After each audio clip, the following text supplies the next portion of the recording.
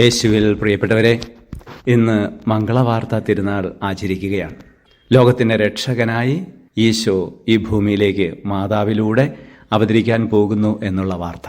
ലോകത്തിന് മുഴുവൻ അത് മംഗളകരമാണ്. കാരണം കാത്തിരുന്നതാണ് അനേകം വർഷങ്ങളായി ഈ രക്ഷകന് വേണ്ടി. പക്ഷേ മാതാവിനെ സംബന്ധിച്ചിടത്തോളം വിവാഹത്തിന് മുമ്പ് കന്യകയായ മാതാവ് ഗർഭിണിയാകുമ്പോൾ അത് അവളെ സംബന്ധിച്ചിടത്തോളം അപമാനകരമായ ഒരു വാർത്ത തന്നെയാണ്. എങ്കിലും തനിക്ക് അപമാനമാണെങ്കിലും അത് ലോകത്തിന് മംഗളകരമായി മാറുന്നു എന്നുള്ളതിനാൽ അത് മംഗളവാർത്തയായി തന്നെ സ്വീകരിച്ചുകൊണ്ട് ഇതാ കർത്താവിൻ്റെ ദാസി എന്നാണ് മാതാവ് പറഞ്ഞത്. ഹൃദയത്തിൽ നന്മയുള്ളതുകൊണ്ട്, ദൈവികമായ മനോഭാവം മാതാവിനുണ്ടായിരുന്നതുകൊണ്ട് അത് സ്വീകരിച്ചു. പ്രിയപ്പെട്ടവരെ, നമ്മുടെ ജീവിതത്തിൽ വിജയമുണ്ടാകുന്ന, നന്മയുണ്ടാകുന്ന, നമ്മുടെ ജീവിതത്തിൽ നേട്ടമുണ്ടാക്കുന്ന വാർത്തകളാണല്ലോ നമുക്ക് മംഗളകരമായ വാർത്ത.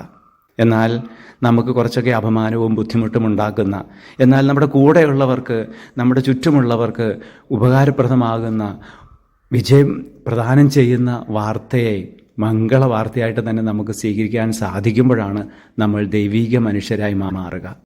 നമ്മുടെ കർത്താവ് യേശു മിശിഹായുടെ കൃപയും പിതാവായ ദൈവത്തിൻ്റെ സ്നേഹവും പരിശുദ്ധാത്മാവിൻ്റെ സഹവാസവും നാം എല്ലാവരോടും കൂടി ഉണ്ടായിരിക്കട്ടെ, ഇപ്പോഴും എപ്പോഴും എന്നേക്കും. ആമേൻ.